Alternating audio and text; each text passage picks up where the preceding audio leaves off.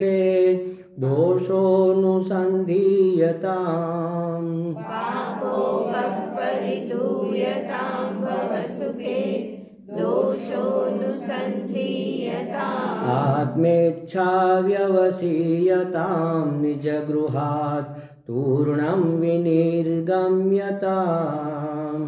आत्मेच्छाव्यवसीयतां निजगृहात् तूर्णं विनिर्गम्यताम्। 8 પદ છે, 4 લીટીમાં 8 પગથિયા આપેલા છે. એક એક પગથિયાનો ખાલી પહેલા અર્થ કરીએ, પછી એક એક પગથિયાને સમજીએ. જુઓ, વેદો નિત્યમ અધીયતામ એટલે વેદ નિત્યમ અધીયતામ, વેદનું નિત્ય અધ્યયન કરવું. પહેલું કામ શું કરવાનું? વેદનું દરરોજ, નિત્ય એટલે દરરોજ અધ્યયન કરવું, એનો અભ્યાસ કરવો. તત ઉદિતમ કર્મ સ્વનુષ્ઠીયતામ, તત ઉદિતમ તેમાં કહેલા કર્મ સ્વ અનુષ્ઠીયતામ તેમાં કહેલા કર્મોનું સુઅનુષ્ઠીયતામ, સુને ભેગા કરીને સ્વ થયું, સારી રીતે અનુષ્ઠાન કરવું. અનુષ્ઠાન કરવું એટલે અમલ કરવો. તેમાં કહેલા કર્મોનું સારી રીતે અનુષ્ઠાન કરવું. તેન ઈશસ્ય વિધીયતામ અપચિતિ, તે વડે ઈશ્વરની પૂજા કરવી, ઈશ્વરની આરાધના કરવી. કામ્યે મતિ ત્યજ્યતામ, કામ્ય કર્મોમાંથી મતિને દૂર કરવી, પ્રીતિને ત્યાગવી, કામ્ય કર્મોમાં બહુ રુચિ ન રાખવી. એમ પાપૌઘ પરિધૂયતામ, પાપ એટલે પાપ આપણે સમજ, ઓઘ એટલે જથ્થો, પાપનો ઢગલો. પાપૌઘ પરિધૂયતામ, પાપના સમૂહને પરિતઃ ધૂયતામ, સારી રીતે ધોઈ નાખો. ખાલી ઉપર ઉપર છલો નહીં, બરાબર ઘસી ઘસીને સાફ કરી નાખો. પાપના ઢગલાને ધોઈ નાખો. ભવ સુખે દોષ અનુસંધીયતામ, સંસાર સુખમાં, ભવ એટલે સંસાર, સંસાર સુખમાં દોષનું અનુસંધાન કરવું. અનુસંધાન કરવું એટલે સમજવું કેવી રીતે સંસારની અંદર દુઃખ છે, એમ સંસારના સુખમાં દુઃખ કેવી રીતે રહેલું છે. કાલે આપણે જોયું હતું ને કે એને પ્રાપ્ત કરવામાં દુઃખ, એને ભોગવવામાં દુઃખ, એને સાચવવામાં દુઃખ, એને ગુમાવી દેવામાં દુઃખ, એના વિરહનું દુઃખ. દુઃખ જ દુઃખ છે. સુખ તો ક્ષણિક હોય એવું લાગે છે, વાસ્તવમાં એ તો એ છે નહીં.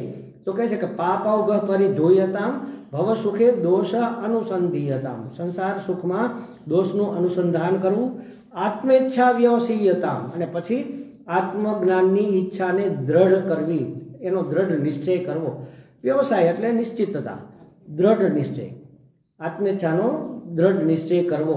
નિજ ગૃહાત તૂર્ણમ વિનિર્ગમ્યતામ, નિર્ગમન કરવું એટલે જવું, વિનિર્ગમ્ય એટલે સારી રીતે જવું. તૂર્ણમ એટલે તુરત જ, ક્યાંથી? નિજ ગૃહાત, પોતાનું ઘર તરત જ છોડી દેવું, પોતાના ઘરમાંથી શીઘ્ર સદાને માટે નીકળી જવું. અહીંયા લખ્યું ને વિનિર્ગમ્ય, વિનો અર્થ છે સારી રીતે એટલે સદાને માટે, નીકળીને પાછું નહીં આવવાનું એમ. અને પોતાના ઘરમાંથી, પાડોશીના ઘરમાંથી નહીં. હવે આ પહેલાં જ ઓલામાં ઘર છોડી દેવાની વાત કરે સ્વામીજી. હવે આ કંઈ ઘર તો થોડુંક છૂટે એમ, પણ અહીંયાનો અર્થ છે ગ્રહ બંધનની આસક્તિમાંથી છૂટવું, કમ્ફર્ટ ઝોનમાંથી મુક્ત થવું. જોજો, જ્યાં સુધી માણસ કમ્ફર્ટ ઝોનમાંથી છૂટશે નહીં ત્યાં સુધી આ જ્ઞાનની પ્રાપ્તિ નહીં થાય. હું મારી ઘરે જે સગવડ ભોગવતો હોય એ જ સગવડ જો મારે આશ્રમમાં જોતી હોય તો આશ્રમ મને ફળશે નહીં. સમજી લેજો, આ સાવ સીધી વાત છે. એટલે કમ્ફર્ટ ઝોન છોડવો જ પડે, ઘર છોડવું જ પડે. આપણી સગવડો, કમ્ફર્ટ ઝોન એટલે સગવડ ભરેલું જીવન, એમાંથી એને છોડો અત્યારે.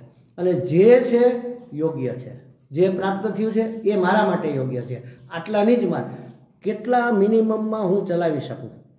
આ બહુ મહત્ત્વનું તપ છે, સમજી લેજો. આ તપ છે એક જાતનું. કેટલા ઓછામાં ઓછા સંસાધનોથી મારું જીવન ચાલી શકે. મહાત્માઓ તો એક લંગોટી ઉપર જીવતા હોય છે, આપણે તો ભલે મહાત્મા નથી એટલે એવું તો ન કરીએ, પણ ઓછામાં ઓછી વસ્તુથી.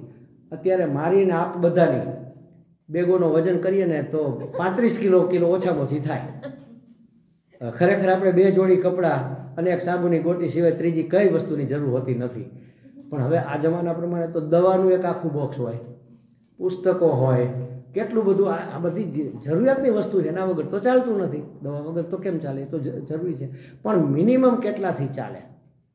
બીજી વસ્તુ શું થાય કે જરાક કંઈ કામ થયું એટલે ફટ આપણે તિતિક્ષા કે સહનશક્તિ કે તપ જેવું તો જીવનમાં રહ્યું જ નથી, કારણ કે કમ્ફર્ટ ઝોન છોડતા નથી ને. સેજ ગરમી થાય, અમારા સ્વામીજી એવું કે સેજ ગરમી થાય એટલે ફટ પંખો ચાલુ કરો, જરાક ગરમી થાય એટલે એસી ચાલુ કરો, જરાક ફળવણ થયું એટલે ઓઢી લો, સ્વેટર પહેરી લો, જરાક માથું ભારે થઈ ગયું ગોળી ખાઈ લો જલ્દી. આ દુઃખ જે આવે છે આપણા જીવનમાં, માનો મને માથાનો દુખાવો શરૂ થઈ ગયો, બરાબર, માથું દુખતું હોય તો એ મારા કર્મોનું ફળ હોય ને, એ મને મળવાનું કે નથી મળવાનું. હવે હું કંઈક આદર્શ મૂકી દઉં તો નેહાબેનને એને છોડી શકાય? નેહાબેન, ને બેનનું નામ શું? નેહાબેન, મારા કર્મોનું ફળ આવતું હોય એને હું રોકી શકું? રોકી શકું? કોઈ પણ હિસાબ, માનો મને માથું દુખે છે તો મારે એને રોકવું તો હું ગોળી ખાઈ લઉં તો શું થાય? રોકાઈ જાય ને. તો એ કર્મનું ફળ મેં રોકી લીધું કે નહીં? ડૉક્ટર હોય, ડૉક્ટરને મોટે ભાગે એવી ટેવ હોય, કાંઈ પણ થાય ફટ ગોળી ખાઈ લે, ફટ ઇન્જેક્શન લઈ લે, એટલે કંઈ થાય જ નહીં. તો એના કર્મનું ફળ મળે કેવી રીતે? એક તો ડૉક્ટરના જીવનમાં એવા દુઃખના કર્મો ઓછા હોય તો જ ડૉક્ટર બન્યા હોય, પહેલી વસ્તુ. પછી બીજી વસ્તુ, થોડા ઘણા જે દુઃખ હોય એને નિવારી દીધા એટલે શું થાય ખબર છે? એક દિવસ સીડી ઉપરથી પગ લપસે અને ટાંટીઓ ભાગે, 15 દિવસનો ખાટલો, મહિના દિવસનો ખાટલો આવે, બધા દુઃખનો જથ્થો ભેગો થઈને સરવાળો આવી ગયો. આ વેજ સમજો, એક પણ કર્મનું ફળ ભોગવા વગર હું પાર પડી શકું નહીં. એટલે જેટલું થાય એટલું દુઃખ સહન કરવું. પછી એમ લાગે કે હવે આ આપણું બધું બગડે છે, માનો ધ્યાન કરતા હોય ને અત્યારે માથું દુખે, સ્વામીજી કીધું ગોળી નથી ખાવી, અહીંયા માથું દુખતું હોય ભણવા બેઠા હોય તો કાંઈ યાદ રહે તો ખાઈ લેવાની. વધારે મહત્વનું શું છે? આપણું કલ્યાણ. તો કર્મનું ફળ ભલે પાછળથી આવશે ભોગવી લે, અને ભગવાન મોટે ભાગે આવી વ્યવસ્થા કરતા હોય છે. ટચક્યું થવાનું હોય ને તો આ દરમિયાન ન થાય, આ પૂરું થાય પછી થાય. આપણા કર્મના ફળ તરીકે ટચક્યું આવવાનું હોય ને તો ભગવાન જોયે કે મારો દીકરો સન્માર્ગે છે ને જો આમને મુક્ત થઈ જાય તો આ કર્મોના બધા ઢગલા બળી જાય. એ તો એવું જ છે, એટલા માટે તો કૃપા કરીને મનુષ્ય જન્મ આપ્યો આપણને, નહીં તો શું કામ આપે? એટલે આ કર્મોના ફળ આવે છે મારા જીવનમાં, એ મારે વ્યવસ્થિત રીતે ભોગવી લેવા જોઈએ. કમ્ફર્ટ ઝોનમાંથી બહાર નીકળવું જોઈએ. નિજ ગૃહાત તૂર્ણમ વિનિર્ગમ્યતા, એટલે ઘર છોડીને તરત જ નીકળી જાવ, એટલે ઘરના બંધનમાંથી, ગૃહ બંધનમાંથી નીકળી જાવ. બીજી વસ્તુ એ છે કે એક તો ઘરને ઘર કહીએ પણ આ પણ આપણું ઘર જ છે ને, જીવાત્માનું આ ઘર છે ને. આમાંથી હું બુદ્ધિ છોડી દો, આમાંથી નીકળી જાવ. આ હું છું ને આ મારું છે એ ભૂલી જાવ. હવે એ છે બસ સાધન છે, ભગવાને આપ્યું છે અને સાચવવાનું છે, બરાબર છે. આ સાચવશું નહીં તો કાંઈ સાધના થવાની નથી, પણ પછી આને લાડ લડાવવાની જરૂર નથી અને આળપંપાળ કરવાની જરૂર નથી. ભૂખ લાગે ખાઈ લો, ઊંઘ આવે સૂઈ જાઓ. એક જૈન સંપ્રદાય છે, તમે કદાચ નામ સાંભળ્યું, જાપાનમાં જૈન, ZE જૈન, એના ઉપરથી જૈનજી શબ્દ કદાચ આવ્યો છે. એ જૈન સંપ્રદાયમાં જૈન સાધુઓ જે હોય છે ને, એક જૈન સાધુને કોઈકે પૂછ્યું કે મહારાજ તમે તો બહુ પ્રસન્ન છો ને તમે તો જ્ઞાનને પ્રાપ્ત થઈ ગયા છો, તો તમે શું કરો? તો અમને કહ્યું તો અમે એવું કરીએ. તો કે ભૂખ લાગે તો ખાઈ લઉં ને ઊંઘ આવે તો સૂઈ જાઓ. બોલો કે મારા એ તો અમે કરીએ, એ તમે નથી કરતા. ભૂખ લાગે ત્યારે નહીં, ન ભૂખ લાગે તોય ખાવ છો. અને અત્યારે તો ખાધું, સાંજે ભજીયા ખાવા માટે ફોને કરાવ્યો. સવારે સાહેબ ઓફિસે જાય ને, ઓફિસે પહોંચીને 10 વાગે ચા પીએ ત્યારે પહેલાં ઘરે પૂછે બપોરે શું યોજના છે. અરે હજી સવારનો નાસ્તો અંદર અહીંયા જ છે, હજી હેઠો ઉતરોય નથી. અને બપોરે જમતા ત્યારે ટેબલ ઉપર જ પૂછે સાંજે શું યોજના છે. એટલે ભોગ સિવાય આપણા જીવનમાં ખરેખર કોઈ વસ્તુને મહત્વ જ નથી. એમાં આપણો દોષ નથી. શું કામ એ મહત્વ નથી? કારણ કે ભોગમાંથી સુખ મળે એવું આપણને લાગે છે. અરે ભજીયા ખાય તો મજા તો આવે ને સ્વામીજી, તમે કહો મજા તો આવે કે નહીં? પણ એ ક્યારે સમજાય કે એ મજા મારી જ છે. એક કૂતરું એક હાડકું મળ્યું અને સુકાઈ ગયેલું હાડકું, બિલકુલ અંદર કંઈ નહોતું. એને એમ થઈ ગયું કે હાડકું મળ્યું, વાહ, એમાં સેજ સુગંધ તો આવતી જ હોય ને માંસ મજાની. એટલે લઈને એક ઝાડની પાછળ છુપાઈ ગયું, કોઈ લઈ ન જાય, કોઈ પડાવી ન લે, બીજા કૂતરા છીનવી ન લે. ત્યાં બેઠું બેઠું હાડકું ચાલે અને એવો રસ આવે, લોહી ચાટે, હાડકામાંથી લોહી નીકળે. એ હાડકું એના મોઢામાં વાગે, એનું જ લોહી, એનો જ સ્વાદ લે અને ખુશ થાય કે હા મજા આવી ગઈ, આજ તો આ કેટલું બધું લોહી ખાવા પીવા મળ્યું. એમ આપણો જ આનંદ આપણે ભજીયામાંથી શોધીએ છીએ. એ આપણો જ આનંદ છે, ત્યાં પ્રતિબિંબિત થાય છે. બસ આટલો જ ફેર છે. તો એ જ્યાં સુધી સમજણમાં નહીં આવે ત્યાં સુધી આ બધી વસ્તુ, આ ગૃહમાંથી પણ આપણે છૂટીશું ને આને પણ છોડવું જોઈએ. એને વિસ્તારથી આપણે સમજીશું. પહેલું લઈએ, વેદ નિત્યમ અધીયતામ. વેદ એટલે જ્ઞાનનો ભંડાર. વેદ શબ્દનો અર્થ જ જ્ઞાન થાય, પણ આપણા જે 4 વેદ છે ને, યજુર્વેદ, ઋગ્વેદ, સામવેદ અને અથર્વવેદ, આ 4 છે. અથર્વવેદમાં ઓલા 3 વેદોનો આમ તો જો કે થોડો ભાગ લઈને અથર્વવેદ બન્યો, એટલે વેદ ત્રય જ કહેવામાં આવે છે આમ તો, પણ 4 વેદ છે. અને આપણા બધા માટે સામાજિક રીતે સંસારીઓ માટે અથર્વવેદ સૌથી વધારે ઉપયોગી છે, કારણ કે એની અંદર આ બધી જ વ્યવહારિક વસ્તુઓ આપેલી છે. કેમ ખાવું, કેમ પીવું, કેમ રહેવું, મકાન કેમ બનાવવું ને એ બધું એની અંદર અથર્વવેદમાં, બધી વિદ્યાઓ અથર્વવેદમાં. સાપ કેમ પકડવો એ એમાં છે, ગારુડી વિદ્યા એમાં છે, એ પણ એમાં. સાપનું ઝેર કેમ ઉતારવું, આ બધું આપણને જે ઉપયોગી છે સાંસારિક વ્યવહારિક દ્રષ્ટિએ, એ બધું એમાં છે. તો આ 4 વેદ, એ વેદ એટલે જ્ઞાનનો ભંડાર. અને એ વેદ અપૌરુષેય છે. આ શબ્દ સમજી લેજો. આ નહીં સમજીએ તો આપણને શ્રદ્ધા નહીં બેસે. આ એટલા માટે સમજવાનું કહું છું. અપૌરુષેય એટલે શું? કે કોઈ પુરુષનું પ્રોડક્શન નથી. પુરુષ એટલે મનુષ્ય, કોઈ મનુષ્ય એની રચના કરી નથી. તો ક્યાંથી આવ્યું? ઈશ્વર દ્વારા સહજ પ્રસારિત થયા છે. જ્યારે સૃષ્ટિનું સર્જન થયું ત્યારે ભગવાને બ્રહ્માજીને આ 4 વેદ એને આપ્યા, એટલે એના નિશ્વાસમાંથી સહજ રીતે પ્રગટ થયા. અને આપણા જે ઋષિમુનિઓ હતા, જે સમાધિ અવસ્થા સુધી પહોંચી શકતા તપના બળથી, એણે સમાધિ અવસ્થામાં આ વેદના મંત્રોને જોયા. આપણે એમ તે વેદના મંત્રોને સમાધિમાં કેમ દેખાતા હશે? એને એક ઉદાહરણ આપું, તમને સમજાઈ જશે. અવનીબેન તો ઠીક છે, ચિત્રકાર છે, પણ અમારી એક બેન કવિ છે, મારી એક શિષ્યા છે વિદ્યા કરીને, કવિ છે. એટલે ક્યાંય આપણે જઈએ, માનો નદી કિનારે જઈએ, એટલે આપણે તો આનંદ કરીએ કે વાહ મજા આવી, સરસ મજાનો ઠંડો પવન છે, નદી વહે છે, ફૂલો ખીલા છે. એ ફૂલોને જોઈને એને કવિતા સૂજે. એ ક્યાંથી આવી? આપણને કેમ ન આવી? કારણ કે આપણું અંતઃકરણ એવું નથી, એનું અંતઃકરણ એવું છે, એવું આળું, એવું કોમળ છે. તો એને ફૂલોનું સૌંદર્ય દેખાય, કોયલના ટવકામાં એને કંઈક પ્રિય પિયુનો પોકાર સંભળાય, પ્રિયતમનો પોકાર સંભળાય મોરનાને કોયલના ટવકામાં, આપણને કાંઈ ન સંભળાય. એટલે એ કેવી રીતે એને સંભળાવું? કારણ કે એના અંતઃકરણને એ અનુકૂળ વાતાવરણ પ્રાપ્ત થયેલું છે. એવી રીતે ઋષિમુનિઓએ તપ કરીને સમાધિ અવસ્થામાં એટલું અંતઃકરણ શુદ્ધ કરી દીધું કે એને આ બધું દેખાડું. અને અહીંયા બધું જ છે, આમાં બધું જ છે.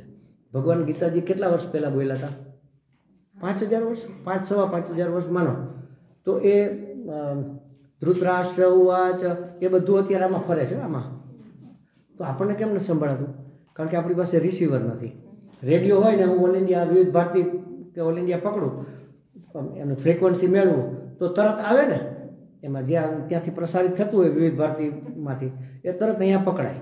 એની ફ્રિકવન્સી હોવી જોઈએ. તો અંતઃકરણની ફ્રિકવન્સી એટલી શુદ્ધ કરી મહાત્માઓએ એને આ વેદના મંત્રો દેખાણા. એટલે આપણા ઋષિ મુનિઓને વેદના દ્રષ્ટા કહેવામાં આવે છે.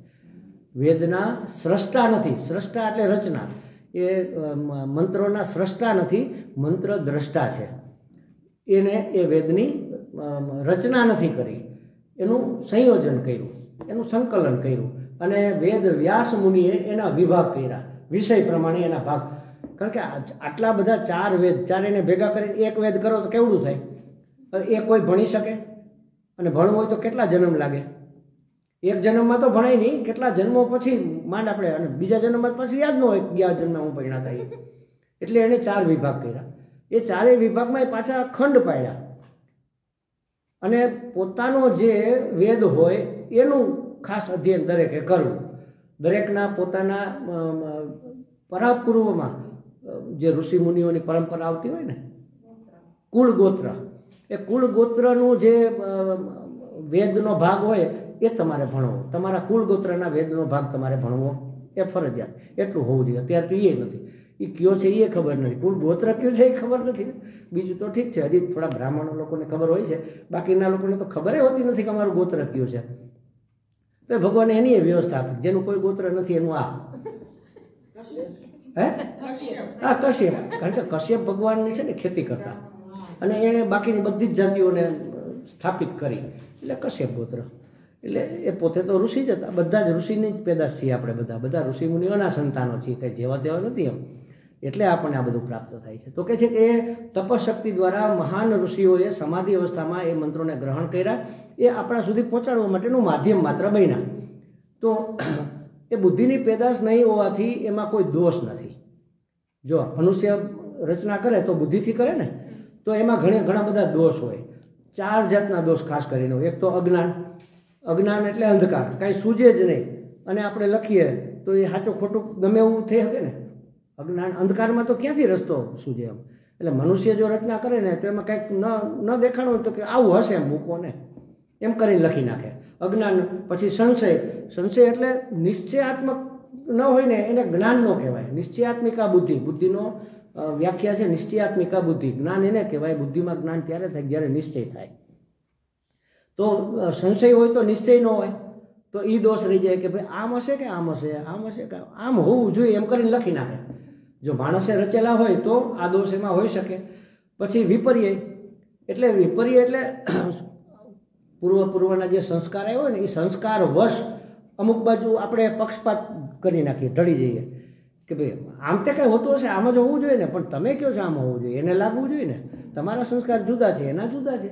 એટલે હું લખવા બેસું તો મારા સંસ્કાર પ્રમાણે હું રચના કરું, અને બા લખવા બેસે તો એના સંસ્કાર પ્રમાણે કે અમારા જમાનામાં તો ભાઈ આમ હતું. અમે કે ના માડી આમ હોય, આમ અમારા જમાનામાં. હવે કયો સાચો? દરેકના સંસ્કાર છે. એટલે વિપર્ય આપણને શેનો વિપર્ય છે? આ હું છું, આ શરીર હું છું, એ વારંવાર આવી જાય અને મર્યાદિત થઈ જાય. અને ચોથો દોષ છે રાગદ્વેષ. રાગદ્વેષ હોય એટલે પક્ષપાત થઈ જાય. મને ગમતું હોય એનું જરા નમતું પાસું થઈ જાય, અને અણગમતું હોય એનું છાબડું જરા ઓછું રહી જાય. એટલે આ ચારમાંથી એકેય દોષ ઈશ્વરે સર્જેલી વસ્તુમાં નથી. એટલા માટે અપૌરુષેય કહેવાય. અને અપૌરુષેયમાં આ ચારમાંથી એકેય દોષ હોય નહીં. તો એનો શું ફાયદો? મને આ જાણી લીધું કે આ દોષ ન હોય તો એનો અર્થ એ કે આ શ્રદ્ધાનો વિષય છે, આમાં વિશ્વાસ કરવો જોઈએ, કારણ કે આમાં એક પણ દોષ નથી. વેદ જે કહે છે બિલકુલ યોગ્ય છે. એક તમને બધાને અણગમતી વાત કરું. કાલે એક બહુ મોટા મહાત્મા માતાજી છે, સ્વામી અખંડાનંદજીના શિષ્ય, અને લાઠીના રાજરાણી હતા, પૂર્ણ પ્રજ્ઞાનંદા, અને બહુ જાજરમાન વ્યક્તિત્વ અને બહુ જ્ઞાની છે. અત્યારે હું એને સાંભળું છું. અજાતવાદ એ આપણા વેદાંતથી અંતિમ કક્ષાનું છે. અજાતવાદ કીર્તિમાન ખબર હશે. હા, માંડુક્ય અજાતવાદ ઉપર જ છે આખું. એના ઉપર વાત કરતા હતા. તો એમ કહ્યું કે ભાઈ ગૂંચવી નાખનારા જે તત્વો છે, માણસને આગળ નહીં વધવા દેનારા, કે ગૂંચવી નાખનારા અથવા રોકી રાખનારા અથવા પતનને માર્ગે લઈ જનારા, એ તત્વોમાં એક છે સ્ત્રી તત્વ. પછી એણે કીધું કે સ્ત્રી એટલે સ્ત્રી માટે પુરુષ અને પુરુષ માટે સ્ત્રી, એવું સમજવું એમ. પછી કે જુઓ, હવે એક તમને વાત કરું, આ તો તમને સારું લાગે એટલે મેં આવું કીધું. બાકી શાસ્ત્રમાં કહ્યું છે કે સ્ત્રી તત્વ એટલે સ્ત્રી જ સમજવું જોઈએ, ભલે કઠોર કે કડવું લાગે, કારણ કે વેદમાં કહેલું છે. અને ભગવાને એને એવી બનાવી છે, એમાં એનો દોષ નથી એમ. અને એ કાંઈ કોઈનું અહિત નથી કરતી, પણ એને જોઈને ઓલાનું અહિત થાય છે. કારણ કે સ્ત્રીમાં મનુષ્ય પુરુષ કરતાં 8 ગણી સહનશક્તિ વધારે હોય છે. તમને કદાચ ખ્યાલ હશે. જો પુરુષને આ પ્રસૂતિ કરવાની હોય તો એકેય પુરુષ જીવે નહીં, બધા મરી જ ગયા હોય. એ સ્ત્રી એ સહન કરી શકે, પુરુષથી સહન ન થાય. એટલે સ્ત્રીમાં ઘણા બધા ગુણ છે, પણ એ અમુક તત્વ એવા છે કે જેને હિસાબે પુરુષ ઊંધે માથે પડે છે. એટલે એ કે કઠોર સત્ય છે, પણ એ સ્વીકારવું જોઈએ. પણ મોટે ભાગે અમે લોકો એમ કીધું એને કે અમે મહાત્મા લોકો શું કરીએ કે ખરાબ ન લાગે એટલે કહી દઈએ કે સ્ત્રી માટે પુરુષ અને પુરુષ માટે. એ વાત એ સાચી છે, પણ મુખ્ય વાત તો આ જ છે. એટલે વેદ જે કે એ અપૌરુષેય, અને એટલા માટે પૂરેપૂરું એવું ને એવું સ્વીકારવું જોઈએ, સ્વીકારવા યોગ્ય છે. આ સમજવા જેવી વસ્તુ છે. આ જ્યાં સુધી મગજમાં નહીં બેસે ને ત્યાં સુધી આપણે એમ કહેવાય તો કે એમ થોડું હોય, મન નહીં માને, સ્વીકારવા માટે તૈયાર નહીં થાય. એટલે આપણે આ વસ્તુ પર ભાર મૂકીએ છીએ. અપૌરુષેય તો આપણે ઘણી વાર સાંભળ્યું છે, પણ સમજ્યા નથી અપૌરુષેય એટલે શું. અપૌરુષેય એટલે વેદ જે કહે છે એવું ને એવું વિશ્વાસપાત્ર છે, સ્વીકારવા યોગ્ય છે, અને એ પ્રમાણે જ હોવું જોઈએ, ને એ પ્રમાણે જ કરવું જોઈએ, નહીંતર પાર નહીં પડાય. એટલે કહે છે કે આ અલૌકિક વસ્તુઓ છે જે ઇન્દ્રિય ગોચર ના હોય ને, આપણી ઇન્દ્રિયોના મર્યાદાની બહાર હોય, એના માટે વેદ પ્રમાણ છે. એના માટે દાખલા તરીકે ધર્મ. હવે આપણને ક્યાં ખબર ધર્મ એટલે શું? ધર્મ અલૌકિક વિષય છે, ઇન્દ્રિયોનો વિષય નથી. એટલે શાસ્ત્રમાં ધર્મ વિશે જે વાત કરી છે, ધર્મ અધર્મ વિશે, એને સ્વીકારવી જોઈએ. મારી ઇન્દ્રિયોની પહોંચ કેટલી? મારા કરતાં તો પ્રાણી પશુ પક્ષીઓમાં હું કેટલો દોડી શકું, અને હરણ કેટલું દોડે? મારામાં કેટલી તાકાત, હું કેટલું ઉપાડી શકું, ને હાથી કેટલું ઉપાડી શકે? વાઘ હશે કેટલો ક્રૂર બની શકે, હું કેટલો ક્રૂર બની? તમે વિચાર કરો. ગરુડ કેટલે દૂર સુધી જોઈ શકે, અને મને તો અહીંયા જોવું હોય તો ચશ્મા પહેરવા પડે છે. આપણામાં એકેય સામર્થ્ય એવું નથી કે જે પ્રાણી પશુ કરતાં વિશેષ હોય એમ. ખાલી એક આ ભગવાને આપણને આપી દીધું ને એને હિસાબે આપણે આખા જગત ઉપર રાજ કરીએ છીએ. એ રાજ કરવા માટે નથી આપ્યું, પણ અહીંયા પહોંચવા માટે આપ્યું છે કે અહીંયા પહોંચવું હોય તો આ વસ્તુની જરૂર પડશે, વિવેક શક્તિની જરૂર પડશે, તો મને હું સુધી પહોંચાડી શકીશ. એટલે કહે છે કે અલૌકિક વસ્તુ હોય, ઇન્દ્રિય અતીત વસ્તુ હોય, એના માટે વેદ પ્રમાણ છે. અને વેદ છે એ ધર્મ અધર્મનો મને ભાન કરાવે છે. અતિન્દ્રિય અલૌકિક સૂક્ષ્મ પદાર્થના વિજ્ઞાનનો વિષય એ વેદ છે. અને ધર્મ આવો જ અલૌકિક છે. બે પ્રકારના ધર્મો ગીતાજીમાં કીધું, બધે કીધું છે, પ્રવૃત્તિલક્ષી, પ્રવૃત્તિ લક્ષણ અને નિવૃત્તિ લક્ષણ ધર્મ. હવે ધર્મ, અર્થ અને કામ આ ત્રણેય પુરુષાર્થ પ્રવૃત્તિલક્ષી છે, અને મોક્ષ છે એ નિવૃત્તિ લક્ષણવાળો ધર્મ છે. એ બે એની અવસ્થાઓ છે. નિયતિના નિયમોને અનુરૂપ જે કર્મ કરીએ એ ધર્મ. આપણે એમ કહેવાય ધર્મ એટલે શું? તો નિયતિના નિયમને અનુરૂપ જે કરીએ એ શુભ કર્મ કહેવાય, એ ધર્મ કહેવાય. અને એનું ફળ પુણ્ય, એનું ફળ સુખ. અને નિયતિના નિયમથી વિરુદ્ધ જે કરીએ એ અધર્મ, એને અશુભ કહેવાય. એનાથી પાપ ઉત્પન્ન થાય અને એનું ફળ દુઃખ. હવે મારે શું જોઈએ છે, મારે નક્કી કરવાનું. જો મારે સુખ જોતું હોય તો આ નિયતિના નિયમ પ્રમાણે વર્તવું જોઈએ. સૂર્યોદય પહેલાં જાગી જવું જોઈએ. 8:30, 9, 10, અરે મેં તો 11 વાગે અમારા પરિવારમાં જ રવિવાર છે આજ, તો મમ્મી આજ ઉઠાડતી નહીં, આજ અમે 9 વાગે ઉઠશું. એટલે કે રવિવાર છે એટલે આટલો પ્રમાદ એમ? એવી ક્યાં છૂટ છે કે રવિવાર હોય ત્યારે તમે ગમે ત્યારે? ખરેખર નિયમ પ્રમાણે તમે 6 વાગે ઉઠતા હો તો તમારી ઊંઘ તો ઉઠી જ ગઈ હોય. પછી તમે પડ્યા રહ્યો પ્રમાદી થઈને, આળસુ થઈને, તો એનો ફાયદો થાય કે નુકસાન થાય? શારીરિક રીતે નુકસાન થાય, ભયંકર નુકસાન થાય. વાયુ તમારો ઊંધો ચડે, તમે ફ્રેશ નથી આવો, લેટ્રિન બાથરૂમ ન ગયા હો 9, 9:30 વાગ્યા સુધી, દરરોજ તમે 5:30, 6 જતા હો, શું થાય તમે વિચાર કરો. પણ નથી આજકાલના છોકરાઓ કે આજકાલના સમાજમાં આ વસ્તુ કોઈ સમજતું નથી કે ભાઈ આમાં તમે તમારું જ હિત કરો છો, અહિત કરો છો. તમારે રવિવાર છે, તમે બપોરે થોડો આરામ વધારે કરી લ્યો, બરાબર છે, પણ આજ ઉઠાડતા નહીં, આજ 9 વાગ્યા સુધી બા તમે બોલતા નહીં, કંઈ ધીમે ધીમે તમારી ઘંટડી ધીમી વગાડજો. પૂજા એને નડે, બોલો આ તો અમારે નથી નડતી, આ તો ખાલી વાત કરું છું, પણ એવું જ થતું હોય છે એમ. એટલે બે અવસ્થાઓ છે. નિયતિના નિયમ પ્રમાણે તમે કરો એ શુભ, એનાથી વિરુદ્ધ કરીએ અશુભ. શુભનું પરિણામ સુખ અને અશુભનું પરિણામ દુઃખ. સુખ પ્રાપ્તિ અને દુઃખ નિવૃત્તિ જો મારું ધ્યેય હોય, આપણું ધ્યેય તો એ જ છે ને, બધાનું ધ્યેય જ છે દુઃખ નિવૃત્તિ અને સુખ પ્રાપ્તિ, તો મારે કેમ વર્તવું જોઈએ? નિયતિના નિયમ પ્રમાણે. એ મને કોણ શીખવે? વેદ. ધર્મ અને અધર્મનો વિવેક મને વેદ કરાવે કે આમ કરો એ ધર્મ અને આમ કરો એ અધર્મ. કારણ કે આપણે જાણતા કયા સંજોગોમાં કયું આચરણ કયા ભાવથી કયા નિયમો આધારે કરીએ તો યોગ્ય કહેવાય, એ આપણને ક્યાં ખબર છે? કોઈનું પેટ ચીરી નાખવું એ ધર્મ કહેવાય? પણ ડૉક્ટર તો ચીરી નાખે છે ને, તો એ તો એનો ધર્મ છે. હવે આમાં ધર્મ કેને કહેવો?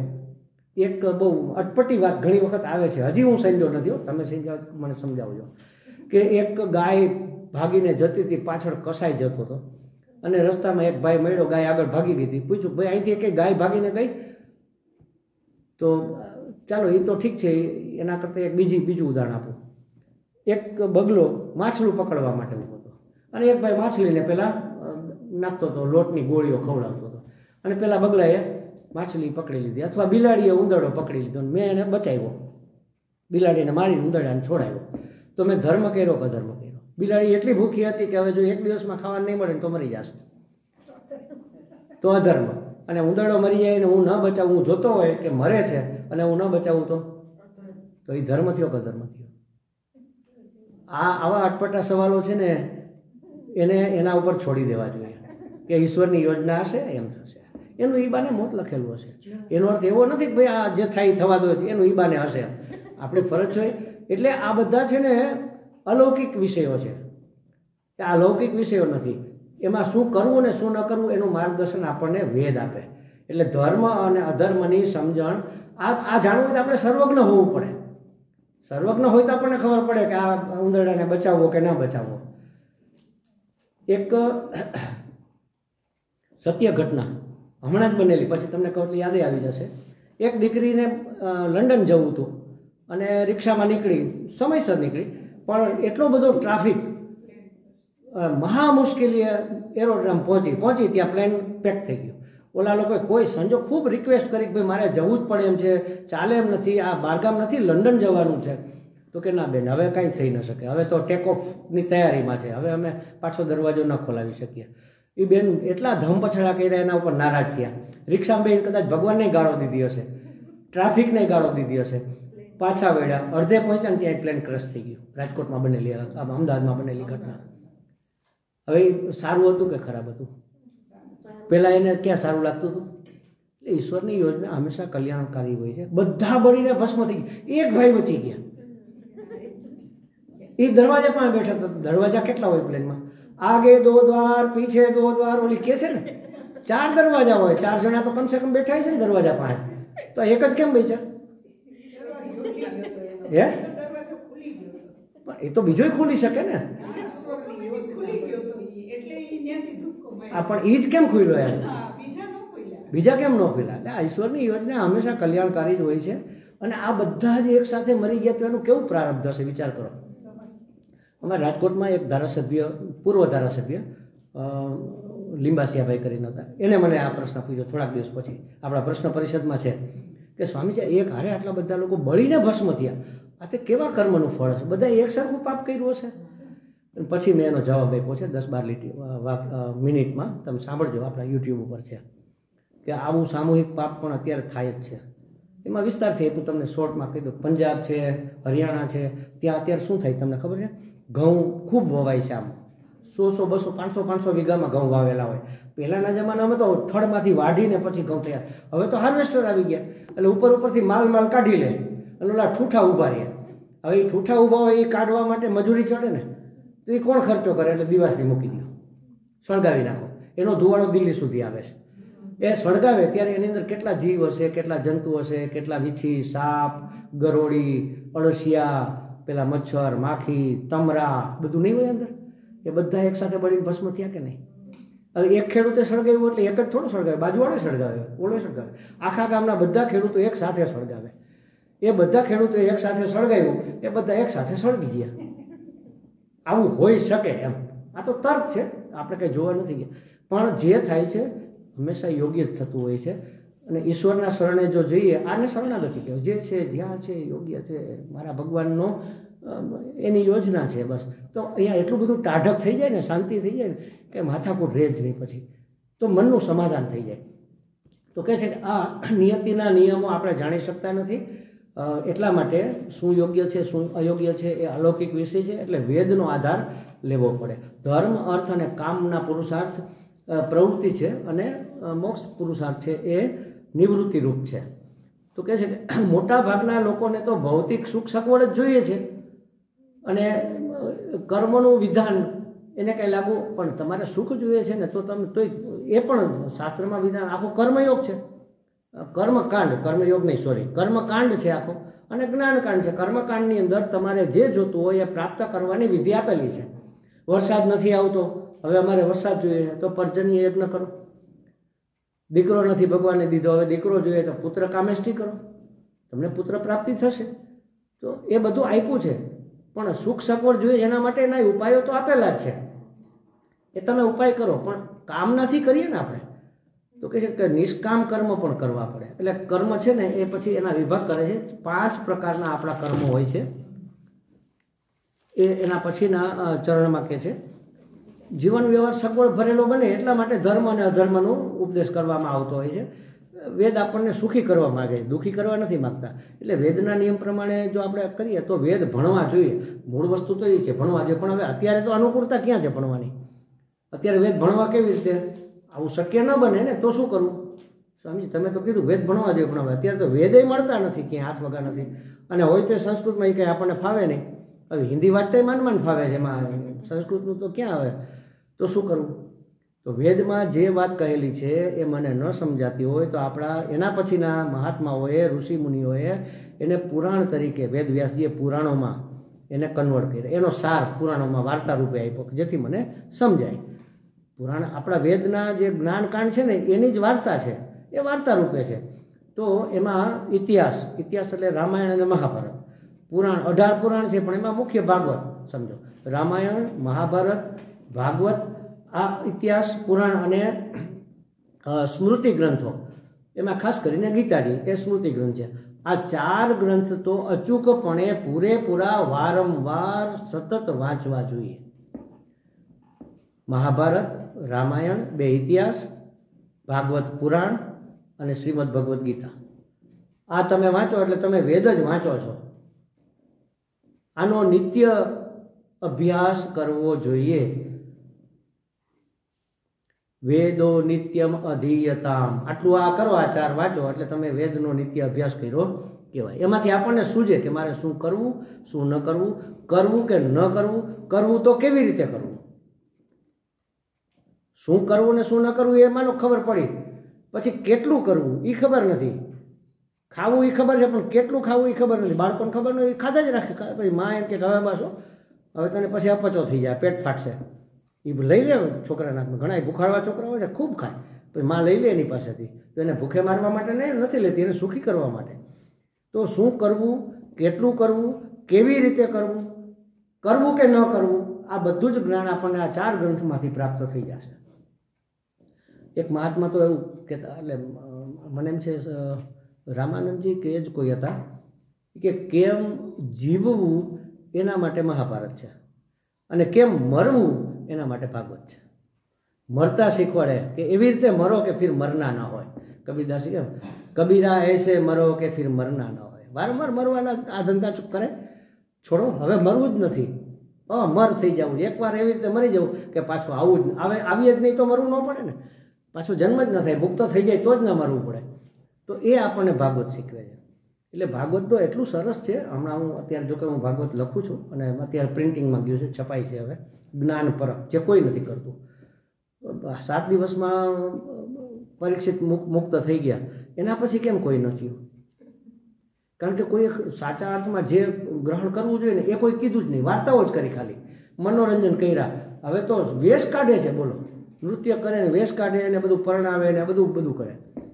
એક સારા મહાત્માએ કીધું કે આના ગીત ભજન અંદર હોવા જોઈએ, પણ કેટલા, દાળમાં મીઠું હોય ને એટલા, તો એનો સ્વાદ આવે. પછી નકરો આ મનોરંજન જ થઈ જાય તો પછી મુક્તિ થાય નહીં.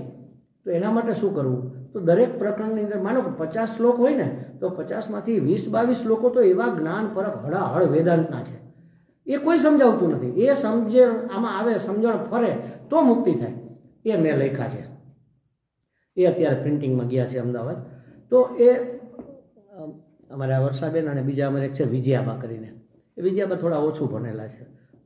આ મહાત્મા બહુ જાજુ ભણેલા તો નથી, એટલે પણ વિજયાબાને મેં કીધું હતું, મને કે સ્વામીજી અમારે શું કરવું? આ તમે તો મુક્ત થાવ, બધા ભણેલ, અમારે મેં તમને એક રસ્તો બતાવું.